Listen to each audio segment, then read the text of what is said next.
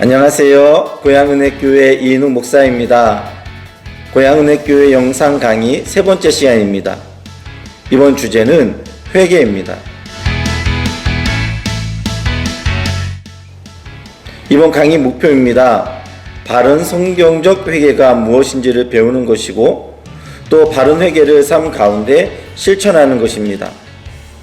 요즘 고향은혜교회의 큰 관심사는 주일학교입니다.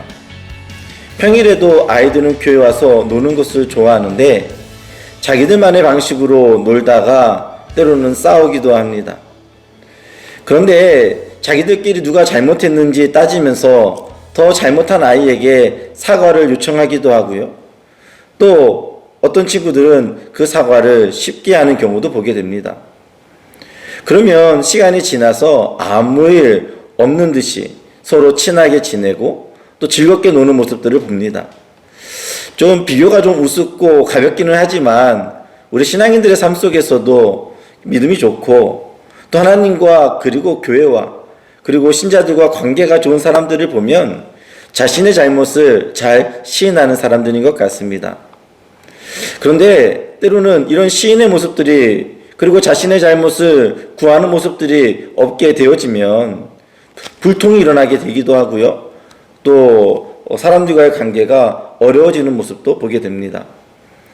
그런데 오늘날 신자들 중에 사람과의 관계를 떠나서 먼저는 하나님과의 관계에 대해서도 별로 중요하게 여기지 않는 경우들을 보게 됩니다.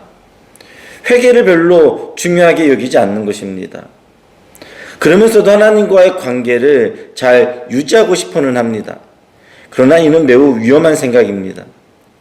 영국의 위대한 설교자 로이드 존슨 목사님은 회개라고 하는 책에서 이렇게 말했습니다. 회개의 의미를 깨닫지 못하면서 기독교의 구원을 맛볼 수 있는 사람은 아무도 없습니다. 그렇습니다. 거듭난 신자들에게 나타나는 뚜렷한 현상은 크게 두 가지인데요. 하나는 하나님을 알아가고 싶은 열망이며 또 하나는 회개하는 삶입니다. 그럼 이 회개는 분명 매우 중요한 것이고 신자들에게 반드시 있어야 하는 거겠죠. 그런데 문제는 신자들이 이 회개에 대해서 많은 부분 오해를 하고 있는 것입니다. 먼저 회개라고 하는 단어를 들으면 예수님께서 말씀하신 회개하라 천국이 가까워 왔느니라 라고 하는 말씀이 생각이 납니다. 그럼 우리는 이런 부분을 단순하게 예수님 잘 믿고 그리고 자신의 잘못을 고백하는 것으로 이해해 볼 수 있을 것입니다. 그러나 이 말씀은 전혀 그런 말씀은 아닙니다. 16세기 종교개혁은 비텐베르그 성 앞에 있는 그 교회 문에 루터가 95개의 논제를 붙이면서 시작이 되었습니다. 그가 원하지 않았던 말입니다. 그럼 그가 그 당시 시대를 향하여 그리고 교회를 향하여 말하고 싶은 메시지는 과연 무엇이었을까요? 그 내용이 바로 그 95개의 논제 가운데 첫 번째 문장에 드러나지고 있습니다. 제가 일문항을 읽어보겠습니다. 우리의 주요 선생이신 예수 그리스도께서 회개하라 명령하셨을 때 그 뜻은 신자의 모든 삶이 돌아서는 것입니다. 라고 말했습니다. 사실 이 당시에 신자들에게요, 회개는 많았을 것입니다. 시대가 시대인 만큼 죄에 대해서 무겁게 생각을 하였고요. 그들은 죄를 지을 때마다 때로는 고해성사를 하면서 회개를 하였습니다. 그러나 루터는 회개하라라고 하는 이 예수님의 말씀을 그렇게만 생각하지 않았고 로마서 12장 2절 말씀에 그는 접목시켰습니다. 너희는 이 세대를 본받지 말고 오직 마음을 새롭게 함으로 변화를 받아 라고 하는 말씀입니다.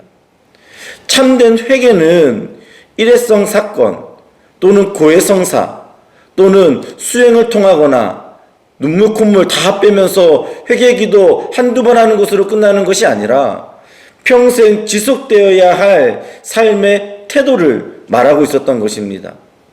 즉 예수님께서 회개하라 명령하셨을 때 그 뜻은 신자의 모든 삶이 돌아서는 것이다 라는 것입니다. 그러나 중세 시대는 어떠했을까요? 회개하고 나면 자신의 잘못이 죄 씻음을 받은 것으로 생각했습니다. 그리고 다시 죄를 씻는 삶을 그들은 삶을 살아가는 거지요. 그런데 로이드 존스 목사님은 만약 당신의 삶에 회개의 특징이 나타나지 않는다면 그리스도인이라고 하는 이름표를 떼어버리는 것이 낫습니다 라고 하는 무서운 말씀을 던지셨습니다. 무서운 말이지요. 삶에 회개의 특징이 나타나지 않는 것은 심각한 문제라고 하는 것입니다. 즉, 이 특징이 나타나지 않는 사람은 신자가 아니다라고 하는 무섭고 또 무거운 말씀이 아닐 수 없습니다. 오늘날 거룩한 신자라고 하는 분들을 보면 죄에 대해 민감하게 반응을 하고요. 빨리 교회나 아니면 자기 기도의 자리에 가서 자신의 잘못을 기도를 통해 회개를 합니다. 크게 나쁘지 않습니다. 그런데 회개 기도를 해보신 분들은 아시겠지만 회개를 하다 보면 끝이 없이 우리의 잘못이 드러나고 어디까지 기도해야 하는지에 대해서 의구심이 들 때가 있습니다. 어떤 분들은 회개 기도를 할 때 필름처럼 자신의 모든 죄가 낱낱이 다 드러나서 이 모든 죄를 다 고백하고 나서 자신의 죄가 깨끗하게 되었다라고 하는 간증을 들어본 적이 있습니다. 그런데 이런 간증을 저는 들을 때마다 좋은 의미로는 받을 수 있습니다.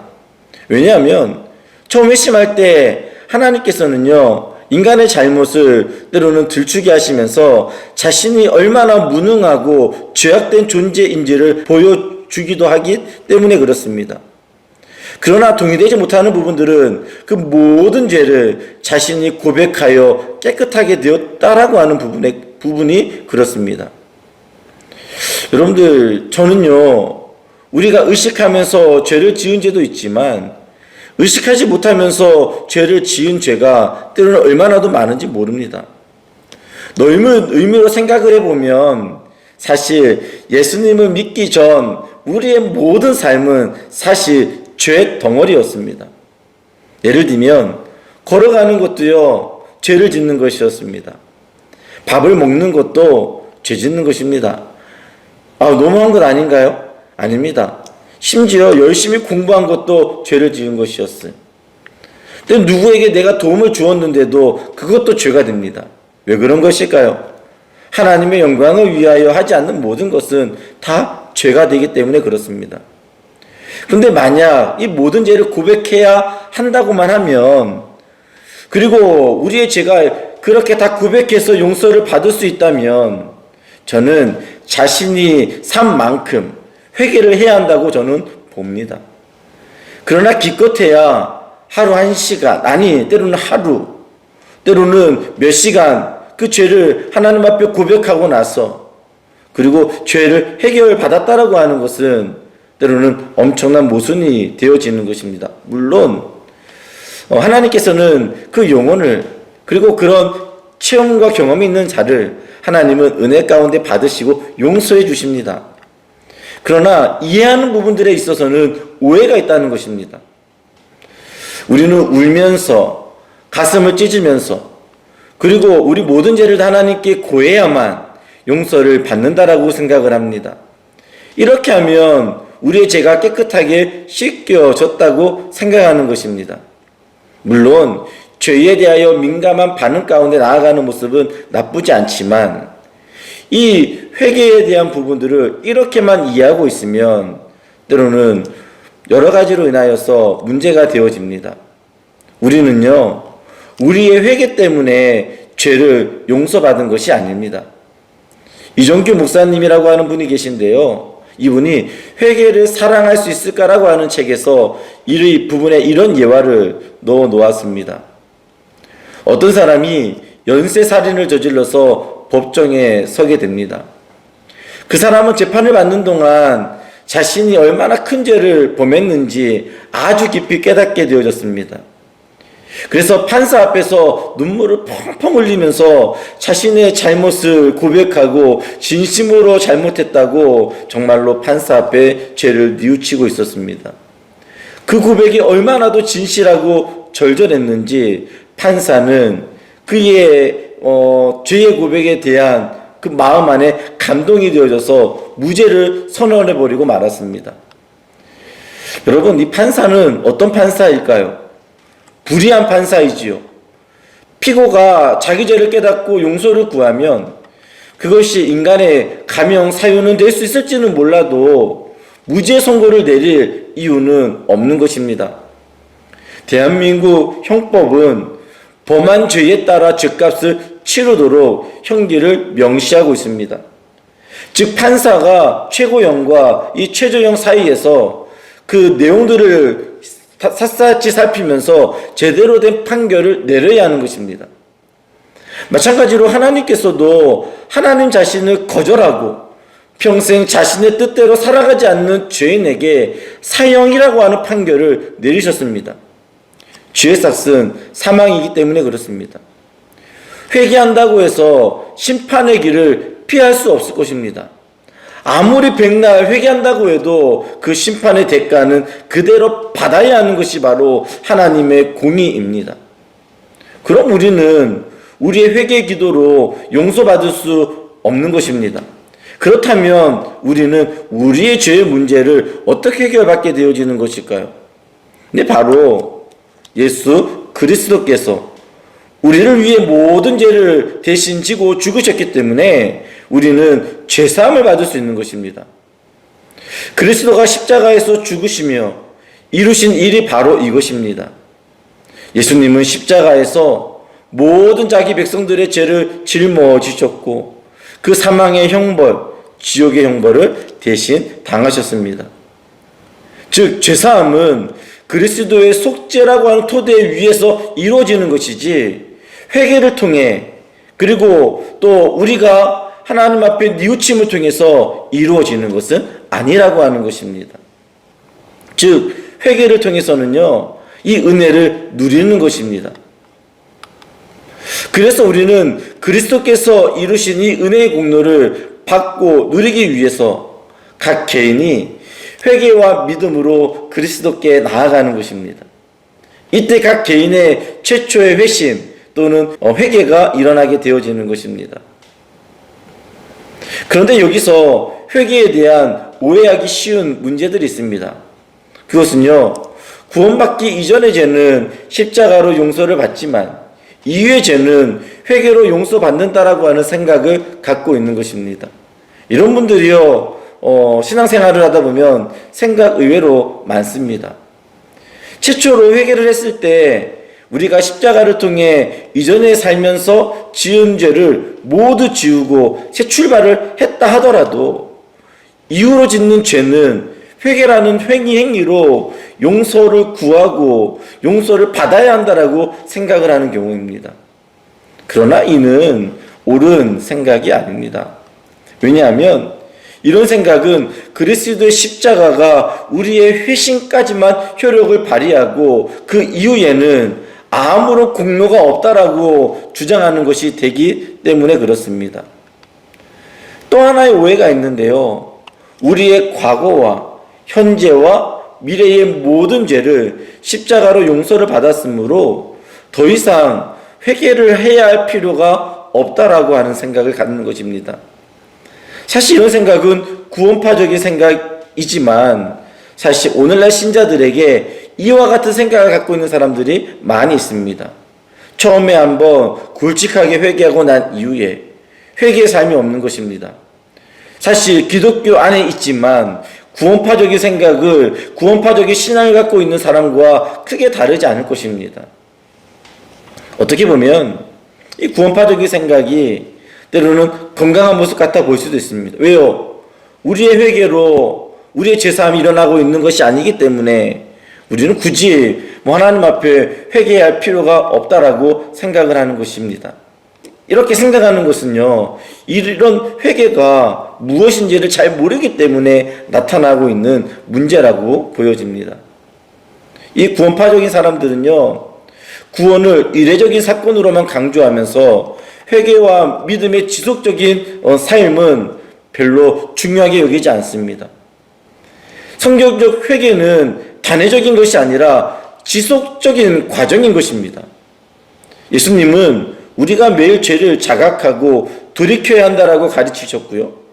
신약의 많은 서신서에서도 성도들이 지속적으로 회개하고 믿음 안에서 성장할 것을 강조했습니다. 그러면 이것이 우리의 죄를 속죄하기 위한 것이다라고 여기 이해한 것은 아니었습니다. 성경은요, 죄의 심각성을 강조하면서 구원받은 성도라면, 그리고 성도가 죄를 짓는다면 회개를 통해 하나님과의 관계를 회복해야 함을 강조하고 있었던 것이었습니다. 이것을 가르친 것입니다. 칼빈은 기독교 강요에서 회개에 대한 정의를 이렇게 내렸습니다. 회개란 우리의 삶이 하나님께로 참되게 돌아서는 것입니다. 즉, 돌이킴이 바로 회개입니다. 그렇습니다. 예수님께서, 그리고 세례 요한, 그리고 구약의 선지자들이 회개해라 라고 하는 외침은, 회개 기도해라 라고 하는 외침은 아니었습니다. 예수님은 자신의 모든 죄를 다 짊어지셨기 때문에 그들에게 회개 기도해라 이렇게 말하는 것이 아니라, 내가 너희의 모든 죄들을 다 짊어지셨기 때문에 그 하나님 앞에 하나님께로 돌아오라 라고 하는 외침을 하고 있었던 것입니다. 회개 기도는 회개의 삶으로 돌아서고 건강하게 지속되어지는 첫 출발과 같은 것입니다. 기도하는 곳에요, 깨달음과 돌이킴이 일어나는 것입니다. 성령 하나님께서 우리 죄를 깨닫게 하시고 마음을 찔러 죄에 대한 진정한 슬픔을 느끼게 만드시는 것입니다. 죄를 자각하지 않고서는요, 진정한 회개, 진정한 돌이킴이 우리의 삶에 없게 되어지는 것입니다. 그래서 회개는 하나님 앞에 진솔하고 자기의 죄를, 어떤 부분들이 있는지들을 고백해 나아가는 것입니다. 죄를 숨기지 않고 또 죄에 대한 핑계를 대지 않고 자신의 죄를 겸손히 인정하는 자세가 매우 중요합니다. 이 모든 것은요, 다 하나님과의 관계 가운데 있는 것입니다. 단순히 이 회개는요, 행동의 변화만을 요구하는 것이 아니라 마음의 깊은 통회와 죄에 대한 슬픔을 동반하게 되어집니다. 자신의 죄가 하나님의 거룩함을 얼마나도 훼손하게 되어졌고, 또 자신의 죄가 이웃에게 상처를 주었고, 또 자신에게 또 해를 끼쳤음을 깊이 깨닫는 마음의 변화가 필요한 것입니다. 대표적으로 이 다윗이 그 우리아의 아내 밧세바를 범하고 난 이후에, 자신의 죄를 깊이 자각하고 난 이후에 하나님 앞에 통회하며 자복하며 금식하며 용서를 구하는 모습을 우리는 보게 되어지잖아요. 그리고 진정한 회개는요, 죄로부터 돌아서서 하나님께로 향하는 삶의 변화가 나타나게 되어지는 것입니다. 즉, 회개는요, 삶의 방향의 전환입니다. 전에는 죄를 사랑하다가 이제는 죄를 미워하게 되어지는 것입니다. 그리고 그 죄 방향으로 가다가 그 길이 아니라 이제는 그리스도의 방향으로, 하나님 나라의 방향으로 돌아서는 것을 이야기하는 것입니다. 그러면서도요, 이 회개는요, 철저히 하나님께 의존되어져 있음을 우리는 깨닫게 됩니다. 회개조차도요, 우리의 힘으로 할 수 있는 것이 아니라 성령의 도우심으로 이루어지는 것임을 우리는 깨닫게 되어지는 것입니다. 그래서 회개는 반드시요, 삶의 열매로 나타나게 되어지는 것입니다. 왜요? 방향을 돌아섰잖아요. 전에는 죄의 길로 가다가 의의 길로 돌아섰잖아요. 그래서 진정한 회개는 마음의 변화뿐만이 아니라 행동의 변화를 수반하는 것입니다. 예를 들어 잘못된 행동을 바로잡고요, 그리고 이웃과의 관계가 잘못되어졌다면 그 관계를 회복하는 것이 바로 회개입니다. 하나님께 순종하는 삶을 통해 회개의 열매를 맺어가는 것이 바로 진정한 회개라고 하는 것입니다. 그래서 회개는요, 개인적인 것 동시에 그 회개는요, 공동체적인 성격을 지니게 됩니다. 교회 공동체 내에서 권면과 격려를 통해서요, 때로는요, 회개를 돕기도 하고요. 지금은 많이 사라졌지만 건징을 통해서요, 성도가 죄를 깨닫고 회개하도록 교회는 도와가는 것입니다. 뿐만 아니라 회개는 성도 개인의 노력뿐만이 아니라 공동체의 도움을 통해서도 이루어지는 것입니다. 그러므로 건강한 회개의 궁극적인 목적은요, 하나님과의 온전한 관계 회복에 있는 것입니다. 회개는 우리의 죄를 깨닫고 그 죄에서 돌이켜 하나님께로 더욱 나아가는 과정을 말하고 있는 것입니다. 회개를 통해 우리는 하나님과의 관계를 새롭게 하며 성령의 인도하심 속에서 거룩한 삶을 추구하게 되어지는 것입니다. 그렇습니다. 우리 사랑하는 고향은혜교회 성도님들은 어떠신가요? 하나님 앞에 회개 기도는 많이 하고 있지만 우리의 삶의 방향이 지금 그리스도께로 향하여 있지 않다면 우리의 삶에서 참 회개가 일어나고 있지는 않는 것입니다. 정말로 우리의 회개를 통해 우리는 이웃을 사랑하는 방향으로 나아가고 있습니까? 그리고 이 회개를 통해서 하나님과의 바른 관계 속에서 하나님과의 친밀한 사귐의 관계를 맺고 계십니까? 그냥 자신의 잘못을, 이것을 형벌이 두려워서 율법적인 회개만을 하고 있는 모습은 아닌가요? 아닙니다. 우리는 그런 삶을 살아가는 존재들이 아니라 우리는 하나님의 은혜로 우리의 모든 죄가 깨끗하게 되어졌음을 믿고 우리는 하나님께서 원하시지 아니하는 삶의 방향으로 삶을 살아갔던 그 모든 죄악들을 하나님 앞에 고백하며 하나님, 이제는 내가 그렇게 삶을 살아가지 않겠습니다라고 삶을 돌이키는 것이 하나님이 우리에게 요구하시는 진정한 회개인 것입니다. 그래서요, 우리는 진정 마음의 할례를 받아야 하는 것입니다. 만약요, 하나님과의 친밀한 사귐의 방향 속에 우리의 삶이 없다면 어느샌가 모르게 우리는 탐심과 정욕과 자기중심과 돈과 내 명예 등 거기에 우리는 그런 것을 쫓는 삶을 살아갈 수밖에 없는 것입니다. 오늘날 문제는요, 제가 보기에 뉘우침은 많은 시대 속에서 삶을 살아갑니다. 나 이거 잘못한 것 같아. 하나님 앞에 회개해야 돼.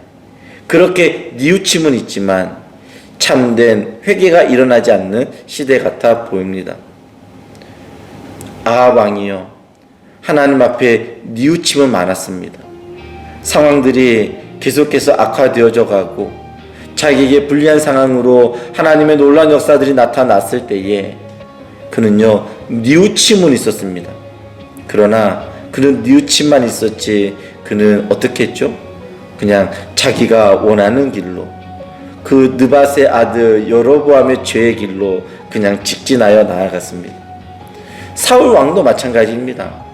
그가 그 다윗을 통하여서 하나님께서 역사하시는 경우들을 그가 보게 되어졌을 때 그의 삶 안에 뉘우침은 있었습니다.